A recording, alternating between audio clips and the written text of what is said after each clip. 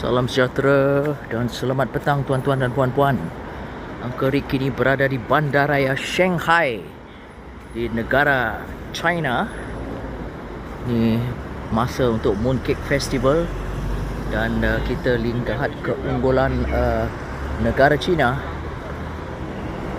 negara yang progresif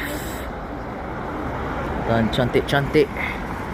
Shanghai, Bandaraya Shanghai, tuan-tuan dan puan-puan, memang moden, memang mantap. Ada banyak restoran untuk makan-makan barang dan banyak tempat untuk tawar menawar untuk barang-barang silk,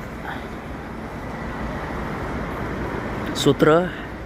Dan bila Uncle Rick shopping tadi, terserempak dengan beberapa keluarga Melayu Malaysia yang membeli belah shopping. Dan memang aktiviti tawar menawar sangat bagus.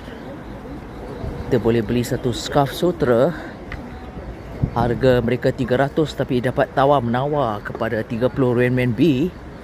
Itulah nasihat daripada kawan Malaysia Uncle Rick, yang Uncle Rick bertemu di pasar raya.